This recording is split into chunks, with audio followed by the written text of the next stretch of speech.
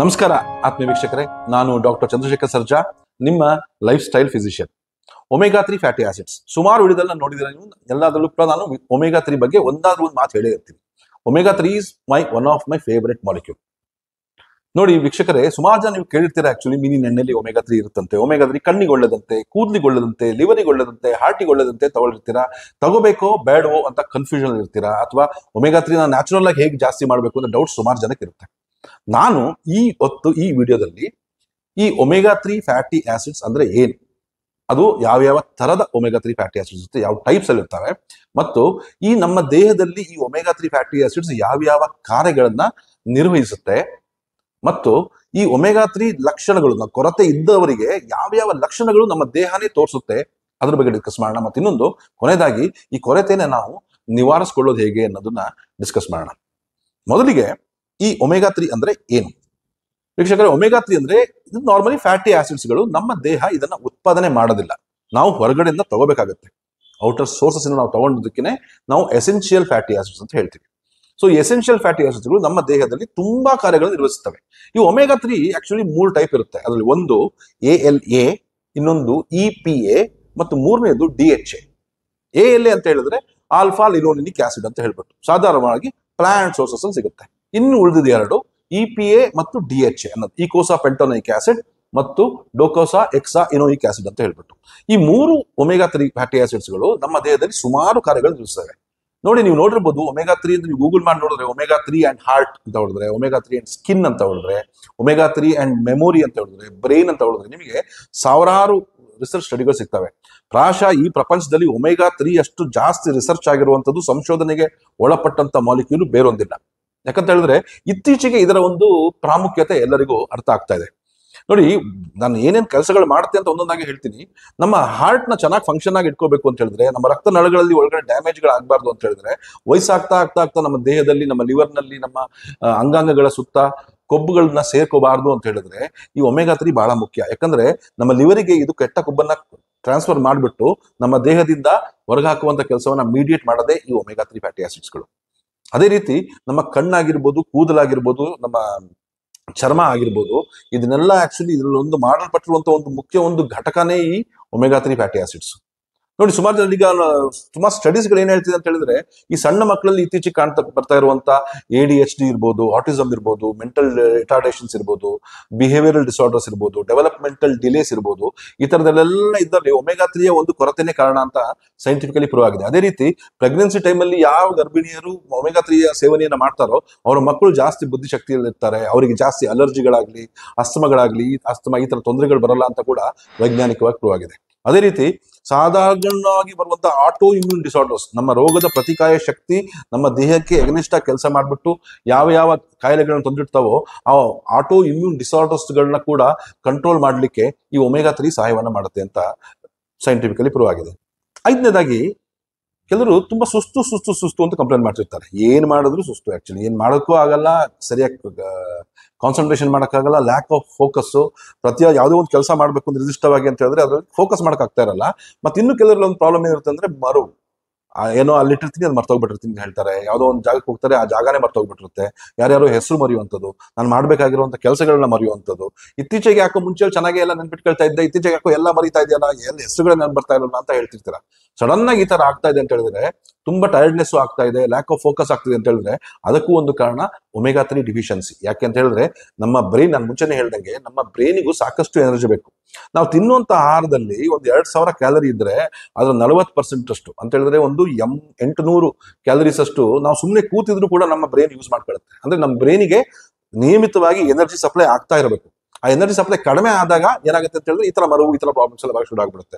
Omega 3 ಏನ್ ಮಾಡುತ್ತೆ ಅಂತ ಹೇಳಿದ್ರೆ, ನಾವು ತಿನ್ನಂತ ಆಹಾರನ ನಮ್ಮ ಬ್ರೈನಿಗೆ ತಲುಪಿಸಲಿಕ್ಕೆ ಸಹಾಯವನ್ನ ಮಾಡೋದು ಈ ಒಂದು ಒಮೆಗಾ 3 ಫ್ಯಾಟಿ ಆಸಿಡ್ಸ್. ಹಾಗಾಗಿ ಡಿಫಿಷಿಯನ್ಸಿ ಇದ್ದವರಲ್ಲಿ ಸಾಧಾರಣವಾಗಿ ಈ ತರ ಒಂದು ಸಮಸ್ಯೆಗಳು ಸಾಧಾರಣವಾಗಿ ಕಂಡು ಬರ್ತಾನೆ ಇರುತ್ತೆ. ಆರನೇದಾಗಿ, ಜಾಯಿಂಟ್ ಪೇನ್ಗಳು. ಅವಾಗ ಮೈಕೈ ನೋವು ಅಂತ ಹೇಳ್ತಿರ್ತಾರ. ಕೆಲವರು ಏನ್ ಹೇಳ್ತಾ ಇರ್ತಾರೆ ಅಂತಂದ್ರೆ, ಸರ್ ನನಗೆ ಅಲ್ಲಾಡ್ಸಿದ್ರೆ ಜಾಯಿಂಟ್ಸ್ ಅಲ್ಲೆಲ್ಲ ನೋವು ಟಕ ಟಕ ಟಕ ಟಕ ಸೌಂಡ್ ಬರುತ್ತೆ ಅಂತ ಹೇಳ್ತಾ ಇರ್ತಾರೆ. ಕೆಲವರಿಗೆ ಸುಮ್ಮನೆ ಹೇಳಕ್ಕೆ ಆಗಲ್ಲ, ಸ್ವಲ್ಪ ಕೆಲಸ ಮಾಡಿರ್ತಾರೆ, ತುಂಬಾ ನಡೀತಾರೆ, ಮೆಟ್ಲತ್ತಾರೆ, ಹಿಡಿತಾರೆ, ಅಲ್ಲಿ ನೋವು, ಇಲ್ಲಿ ನೋವು ಅಂತ ಹೇಳ್ತಾ ಇರ್ತಾರೆ. ಇದಕ್ಕೂ ಒಂದು ಮುಖ್ಯ ಕಾರಣನೇ ಒಮೆಗಾ 3 ಡಿಫಿಷಿಯನ್ಸಿ. ನಮ್ಮ ದೇಹದಲ್ಲಿ ಕಾರ್ಟಿಲೇಜ್ಗಳು, ನಮ್ಮ ಜಾಯಿಂಟ್ಗಳಲ್ಲಿ ಇರುವಂತ ಕಾರ್ಟಿಲೇಜ್ಗಳು ಸರಿಯಾಗಿ ಫಾರ್ಮೇಶನ್ ಆಗಬೇಕು, ಅದು ಬೇಗ ಸವಿಬಾರದು ಅಂತ ಹೇಳಿದ್ರೆ ಒಮೆಗಾ 3 ತುಂಬಾ ಮುಖ್ಯ. ಅದೇ ರೀತಿ ನಮ್ಮ ಈ ಜಾಯಿಂಟ್ಗಳಲ್ಲಿ ಉಂಟಾಗ್ತಿರುವಂತ ಉರಿಯೂತ, ನಾವು ದಿನ ಕೆಲಸ ಮಾಡ್ತಾನೆ ಇರ್ತೀವಿ, ಅಲ್ಲಿ ಇನ್ಫ್ಲಮೇಷನ್ ಆಗ್ತಾನೆ ಇರುತ್ತೆ. ಅದು ಕಡಿಮೆ ಆಗ್ಬೇಕು ಅಂದ್ರೂ ಕೂಡ ಇನ್ಫ್ಲಮೇಷನ್ ಕಡಿಮೆ ಮಾಡ್ಲಿಕ್ಕೆ ನಮಗೆ ಈ ಒಮೆಗಾ 3 ಬಹಳ ಮುಖ್ಯ.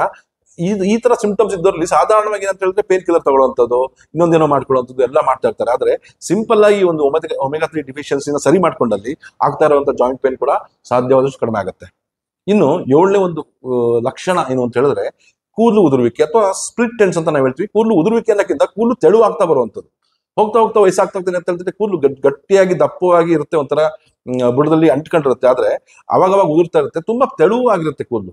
ಈ ತೆಳುವಾಗಿರೋ ಕೂದಲಿಗೂ ಒಂದು ಕಾರಣ ಒಮೆಗಾ 3 ಡಿಫಿಷಿಯನ್ಸಿನೇ. ಯಾಕೆಂತ ಹೇಳಿದ್ರೆ ನಮ್ಮ ದೇಹದಲ್ಲಿ ಕೆರಾಟಿನ್ ಮತ್ತೆ ಬಯೋಟಿನ್ ಅಂತ ಏನಿದೆ, ನಾವು ಕೂದಲು ಉಂಟು ಮಾಡುವಂತ ಈ ಪ್ರೋಟೀನ್ಸ್ ಗಳನ್ನ ಸರಿಯಾದ ಒಂದು ನಿರ್ವಹಣೆಯಲ್ಲಿ ವ್ಯವಸ್ಥಿತವಾಗಿ ಮಾಡಬೇಕು ಅಂತ ಹೇಳಿದ್ರೆ ಒಮೆಗಾ 3 ಬಹಳ ಮುಖ್ಯ.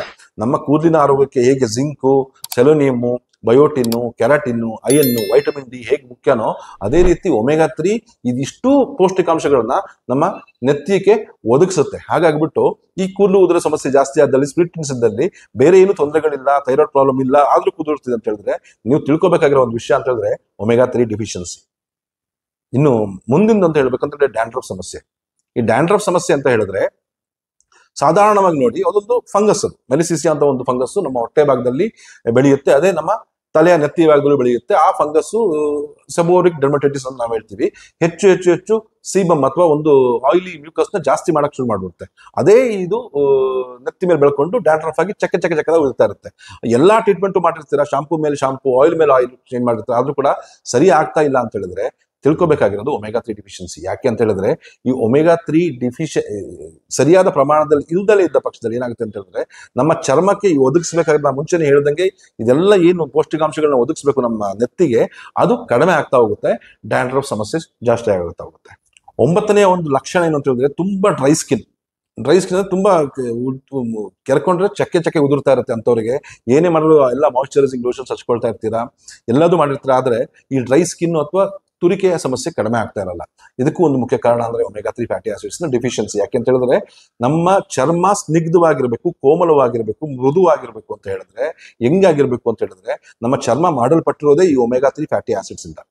ಚರ್ಮದ ಯಾವುದೇ ಸಮಸ್ಯೆ ಇರಲಿ, ದೀರ್ಘವಾಗಿ ಅಲರ್ಜಿಗಳಿರಲಿ, ಏನೇ ಇರಲಿ, ಈ ಒಮೆಗಾ 3 ಸಪ್ಲಿಮೆಂಟ್ ಒಂದು ಕೊಟ್ಟ ತಕ್ಷಣ ಅವರಿಗೆ ಸುಮಾರು ಈ ಸೋರಿಯಾಸಿಸ್ ನಂತ ಕಾಯಿಲೆ ಇರ್ಬೋದು, ಡರ್ಮಟೈಟಿಸ್ ಇರ್ಬೋದು, ಅರ್ಟಿಕೇರಿಯಾ ಇರ್ಬೋದು, ಇಂಥವೆಲ್ಲ ಪ್ರಾಬ್ಲಮ್ಸ್ ಕಂಪ್ಲೀಟ್ ಕಡಿಮೆ ಆಗೋದು ನಾವು ನೋಡ್ತಾ ಇದೀವಿ. ಆಕ್ಚುಲಿ ಸಣ್ಣ ಪುಟ್ಟ ಚರ್ಮದ ಸಮಸ್ಯೆಗಳಿಂದ ಹಿಡಿದು ದೊಡ್ಡ ಚರ್ಮದ ಸಮಸ್ಯೆಗಳಿಗೂ ಕೂಡ ಈ ಒಮೆಗಾ 3 ಸಪ್ಲಿಮೆಂಟ್ಸ್ ತುಂಬಾ ಸಹಾಯ ಮಾಡುತ್ತೆ. ಹಾಗಾಗಿ ಸಾಧಾರಣವಾಗಿ ಸ್ಕಿನ್ ಸಪ್ಲಿಮೆಂಟ್ಸ್ ನೀವು ತಗೊಳ್ದಾದಲ್ಲಿ ಅದ್ರ ಜೊತೆಗೆ ಒಂದು ಒಮೆಗಾ 3 ಇದ್ದೇ ಇರುತ್ತೆ. ನೀವು ನೋಡಿರ್ಬೋದು EPA and DHA ಇರುತ್ತೆ ಕೆಲವು ಸಪ್ಲಿಮೆಂಟ್ಸ್ ನಲ್ಲಿ.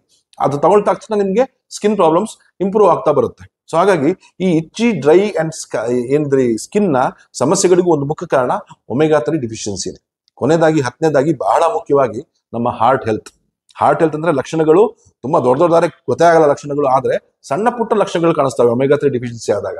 ಅಂದ್ರೆ ಸುಮ್ಮನೆ ಮೆಟ್ಲತ್ತಾಗ ಸುಸ್ತಾಗುವಂಥದ್ದು, ಜಾಸ್ತಿ ಕೆಲಸ ಮಾಡಿದಾಗ ಸುಸ್ತಾಗುವಂಥದ್ದು, ಎಡಗೈ ಒಂಥರ ನೋವು ಬಂದಂಗೆ ಆಗೋದು, ಜೋವು ಬರುವಂಥದ್ದು, ಕೈ ಕಾಲು ಒಂಥರ ಮರಗಟ್ಟದಂಗೆ ಆಗುವಂಥದ್ದು, ಕೆಲವರಿಗೆ ಕೈ ಮತ್ತೆ ಕಾಲು, ಹಸ್ತ ಮತ್ತೆ ಪಾದ ತಣ್ಣಗೆ ಆಗುವಂಥದ್ದು, ಇದೆಲ್ಲ ಸರ್ಕ್ಯುಲೇಷನ್ ಸರಿ ಇಲ್ಲ ಅಂತ ಅರ್ಥ. ಈ ಸರ್ಕ್ಯುಲೇಷನ್ ಸರಿಯಾಗಿರ್ಬೇಕು ಅಂದ್ರೆ ನಮ್ಮ ರಕ್ತನಾಳಗಳು ಕ್ಲೀನ್ ಆಗಿರ್ಬೇಕು, ನಮ್ಮ ಹೃದಯ ಸರಿಯಾಗಿ ಪಂಪ್ ಮಾಡ್ತಾ ಇರಬೇಕು, ಹೃದಯದಲ್ಲಿ ಸರಿಯಾದ ಕಂಡಕ್ಷನ್ ಇರಬೇಕು. ಇದು ಮೇಂಟೈನ್ ಮಾಡೋದೇ ಈ ಒಮೆಗಾ 3. ಯಾಕಂತ ಹೇಳಿದ್ರೆ ಒಂದು ಕೆಟ್ಟ ಕೊಲೆಸ್ಟ್ರಾಲ್ ನ ತೆಗೆದು ಒಳ್ಳೆ ಕೊಲೆಸ್ಟ್ರಾಲ್ ಜಾಸ್ತಿ ಮಾಡೋದು ಅಲ್ದಲೇನೆ ನಮ್ಮ ಹಾರ್ಟ್ ನ ಮಸಲ್ಸ್ಗೆ ಬೇಕಾಗಿರುವಂತಹ ಅವಶ್ಯಕ ಪೋಷಕಾಂಶಗಳನ್ನ ಸರಿಯಾದ ರೀತಿಯಲ್ಲಿ ಒದಗಿಸೋದೇ ಈ ಒಮೆಗಾ 3 ಫ್ಯಾಟಿ ಆಸಿಡ್ಸ್. ಹಾಗಾಗಿ ಇಷ್ಟೆಲ್ಲ ಲಕ್ಷಣಗಳು, ಈ 10 ಲಕ್ಷಣಗಳಲ್ಲಿ 1, 2, 3, 4 ಕೆಲವರಿಗೆ ಇರುತ್ತೆ, ಕೆಲವರಿಗೆ ಎಲ್ಲಾ ಲಕ್ಷಣಗಳು ಇರ್ತವೆ.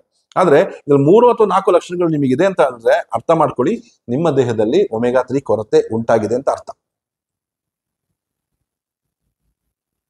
ನಿಮಗೆ ಈ ತರ ಎಲ್ಲ ಲಕ್ಷಣಗಳು ಕಂಡು ಬಂದಲ್ಲಿ ನೀವು ನಿಮ್ಮ ಒಮೆಗಾ 3 ಸಪ್ಲಿಮೆಂಟೇಷನ್ ಜಾಸ್ತಿ ಮಾಡ್ಕೊಳ್ಳಿ. ನಾನು ಮುಂಚೆನೆ ಹೇಳ್ದಂಗೆ ಈ ಒಮೆಗಾ 3 ನಮ್ಮ ರಕ್ತದಲ್ಲಿ ಕೊರತೆ ಇದೆಯೋ ಇಲ್ವೋ ಅಂತ ಚೆಕ್ ಮಾಡ್ಕೊಳಕ್ಕಾಗಲ್ಲ, ಈ ಲಕ್ಷಣಗಳನ್ನ ನೋಡ್ಕೊಂಡೆ ನಾವು ತಿಳ್ಕೊಬೇಕಾಗುತ್ತೆ. ಹಾಗಾಗಿ ಈ ತರ ಇದ್ದವರಲ್ಲಿ, ಸಮಸ್ಯೆಗಳು ಇದ್ದವರಲ್ಲಿ ಸಾಧಾರಣವಾಗಿ ನೋಡಿ ಒಳ್ಳೆಯ ಸೋರ್ಸಸ್ ಆಫ್ ಒಮೆಗಾ 3 ತಗೋಬೇಕಾಗುತ್ತೆ. ವೆಜಿಟೇರಿಯನ್ಸ್ ಆಗಿದ್ದಲ್ಲಿ ALA ಅಂತ ಅಂಶ ಸಿಗುತ್ತೆ. ಆಕ್ಚುಲಿ ALA ಅಂದ್ರೆ ಆಲ್ಫಾ ಲಿನೋಲಿನಿಕ್ ಆಸಿಡ್ ನಾನು ಏನ್ ಹೇಳಿದೆ, ಅದನ್ನು ಸಾಧಾರಣವಾಗಿ ಸಿಗುವಂತದ್ದು ಈ ಫ್ಲಾಕ್ ಸೀಡ್ಸ್, ಅಗಸೆ ಬೀಜದಲ್ಲಿ ಹೇರಳವಾಗಿದೆ. ಅಗಸೆ ಬೀಜನ ದಿನಕ್ಕೆ 1-2 ಸ್ಪೂನ್ ತಿಂತ ಬರೋದ್ರಿಂದ ಈ ತರ ಸಮಸ್ಯೆಗಳು ಕಡಿಮೆ ಆಗ್ತಾ ಬರ್ತವೆ. ಜೊತೆಗೆ ವಾಲ್ನಟ್ಸ್, ಈ ಬ್ರೈನ್ ಶೇಪ್ ಅಲ್ಲಿ ಇರುತ್ತಲ್ಲ ವಾಲ್ನಟ್ಸ್ ಅಂತ ಏನ್ ಹೇಳ್ತೀರಾ, ಅದರಲ್ಲೂ ಒಳ್ಳೆ ಒಮೆಗಾ 3 ಇರುತ್ತೆ. ಬಾದಾಮಿ, ಈ ನಟ್ಸ್ ಮತ್ತು ಸೀಡ್ಸ್ ನಲ್ಲಿ ಹೇರಳವಾಗಿರುತ್ತೆ.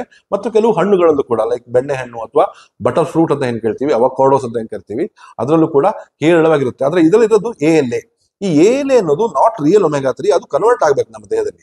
EPA ಮತ್ತು DHA ಕನ್ವರ್ಟ್ ಆಗಬೇಕು. ಆದ್ರೆ ಕನ್ವರ್ಷನ್ ತುಂಬಾ ಕಡಿಮೆ ಆಗ್ತಾ ಇದೆ ಬರ್ತಾ ಬರ್ತಾ. ಹಾಗಾಗ್ಬಿಟ್ಟು ಒಳ್ಳೆ ರಿಸೋರ್ಸಸ್ ಸಿಗ್ತಾ ಇಲ್ಲ. ಹಾಗಾಗಿ ವೆಜಿಟೇರಿಯನ್ಸ್ ಇದ್ದವರಲ್ಲಿ ತುಂಬಾ ಈ ತರ ಏನಲ್ಲಿ ಸಿಂಪ್ಟಮ್ಸ್ ಕಾಣಿಸ್ಕೊಂಡ್ರೆ, ಲಕ್ಷಣಗಳು ಕಾಣಿಸ್ಕೊಂಡ್ರೆ, ಒಂದು ಒಳ್ಳೆ ಒಮೆಗಾ 3 ಪ್ಲಾಂಟ್ ಸೋರ್ಸ್ ಅಥವಾ ಅನಿಮಲ್ ಸೋರ್ಸ್ ಆಗಿರುವಂತ ಒಮೆಗಾ 3 ಸಪ್ಲಿಮೆಂಟೇಷನ್ ತಗೊಳ್ಳೋದು ಒಳ್ಳೇದು. ಇನ್ನು ನಾನ್ ವೆಜಿಟೇರಿಯನ್ಸ್ ಆಗಿದ್ದಲ್ಲಿ ಒಳ್ಳೆ ಮೀನುಗಳು ಲೈಕ್ ಬಾಂಗಡೆ ಇರ್ಬೋದು, ಬೂತಾಯಿ ಇರ್ಬೋದು, ಐಲ ಇರ್ಬೋದು, ಏನು ಸಮುದ್ರದ ಮೀನುಗಳು, ಫ್ಯಾಟಿ ಫಿಶಸ್ ಇರ್ಬೋದು, ಆಯಿಸ್ಟರ್ಸ್ ಇರ್ಬೋದು, ಇದರಲ್ಲೆಲ್ಲ ಹೇರಳವಾಗಿ ಒಮೆಗಾ 3 ಫ್ಯಾಟಿ ಆಸಿಡ್ಸ್ ಇರುತ್ತೆ. ಹಾಗಾಗಿ ಆ ಫುಡ್ಸ್ ಗಳನ್ನ ಜಾಸ್ತಿ ಸೇವಿಸ್ತಾ ಬರೋದ್ರಿಂದ ನಿಮ್ಮ ಈ ಕೊರತೆ ಕಡಿಮೆ ಮಾಡಬಹುದು. ತುಂಬಾ ನಿಮಗೆ 10 ಲಕ್ಷಣಗಳು ಕಾಣಿಸ್ತಾ ಇದೆ, ತುಂಬಾ ಪ್ರಾಬ್ಲಮ್ ಆಗ್ತಾ ಇದೆ ಅಂತ ಪಕ್ಷದಲ್ಲಿ ಸ್ಟಾರ್ಟಿಂಗ್ ಅಲ್ಲಿ 1-2 ತಿಂಗಳ ತನಕ ನೀವು ಅಟ್ಲೀಸ್ಟ್ ಈ ಒಮೆಗಾ 3 ಸಪ್ಲಿಮೆಂಟ್ಸ್ ನ ದಿವಸಕ್ಕೆ ಒಂದು 500 ಮಿಲಿಗ್ರಾಮ್ನಷ್ಟು, ಅಟ್ಲೀಸ್ಟ್ 300 ಮಿಲಿಗ್ರಾಮ್ನಷ್ಟು EPA, ಒಂದು 200 ಮಿಲಿಗ್ರಾಮ್ನಷ್ಟು DHA ಇರುವಂತ ಅಂಶ ಇರುವಂತ ಒಮೆಗಾ 3 ಒಳ್ಳೆ ಸಪ್ಲಿಮೆಂಟ್ಸ್ ನ ತರಿಸ್ಕೊಂಡು ಅದನ್ನ ಸೇವಿಸ್ತಾ ಬರೋದ್ರಿಂದ ಯಾವ ಸೈಡ್ ಎಫೆಕ್ಟ್ಸು ಇಲ್ಲ, ನಿಮ್ಮ ಈ ಲಕ್ಷಣಗಳೆಲ್ಲ ಕಡಿಮೆ ಆಗ್ತವೆ. ಅದಾದ ನಂತರ ಬೇಕಾದ್ರೆ ನೀವು ನಿಮ್ಮ ಡಯಟ್ ನಲ್ಲಿ ಸರಿ ಮಾಡಿಕೊಂಡು ನೀವು ನಿಮ್ಮ ಒಮೆಗಾ 3 ಕೊರತೆಯನ್ನ ನಿವಾರಣೆ ಮಾಡ್ಕೋಬಹುದು. ಹಾಗಾಗಿ ಹಾರ್ಟ್ ಹೆಲ್ತ್ ಇರ್ಬೋದು, ಲಿವರ್ ಹೆಲ್ತ್ ಇರ್ಬೋದು, ಬ್ರೈನ್ ಹೆಲ್ತ್ ಇರ್ಬೋದು, ಸಣ್ಣ ವಯಸ್ಸಿಂದನೇ ಒಮೆಗಾ 3 ಡಿಫಿಷಿಯನ್ಸಿ ಆಗದಂಗೆ ನೋಡ್ಕೊಂಡ್ರೆ ಮುಂದೆ ವಯಸ್ಸಾದ ಮೇಲೆ ಆಗುವಂತ ಸುಮಾರು ಕಾಯಿಲೆಗಳನ್ನ ತಡೆಗಟ್ಟಬಹುದು. ಒಮೆಗಾ 3 ಅನ್ನ ನೀವು ಸರಿಯಾಗಿ ತಿಳ್ಕೊಂಡು ತಗೊಳ್ಳಿ. ಯಾವ್ದು ನಿಮ್ಮ ಡಾಕ್ಟರ್ಗೆ ಕನ್ಸಲ್ಟ್ ಮಾಡಿಬಿಟ್ಟು ತಗೋಬಹುದು ಅಂತ ತಿಳ್ಕೊಂಡು ಇದನ್ನ ತಗೊಳ್ಳೋದು ತುಂಬಾ ಸೂಕ್ತ ಮತ್ತು ಅವಶ್ಯಕ. ಇದೇ ತರ ಮತ್ತೊಂದು ಸಪ್ಲಿಮೆಂಟ್ ನೊಂದಿಗೆ ಮತ್ತೊಂದು ಪೌಷ್ಟಿಕಾಂಶಗಳ ಜೊತೆಗೆ ನಿಮ್ಮ ಮುಂದೆ ಬರ್ತೀನಿ. ಅದಕ್ಕಿಂತ ಮುಂಚೆ ಈ ಕಂಟೆಂಟ್ ಇಷ್ಟ ಆಗಿದ್ರೆ ಖಂಡಿತವಾಗ್ಲೂ ನನಗೊಂದು ಲೈಕ್ ಮಾಡಿ, ನನಗೆ ಪ್ರೋತ್ಸಾಹ ಸಿಗುತ್ತೆ. ನಮ್ಮ ಚಾನಲ್ನ ನೀವು ಇದುವರೆಗೂ ಸಬ್ಸ್ಕ್ರೈಬ್ ಮಾಡ್ದಲೇ ಇದ್ರೆ ಖಂಡಿತವಾಗ್ಲೂ ಮಾಡಿ. Thank you very much.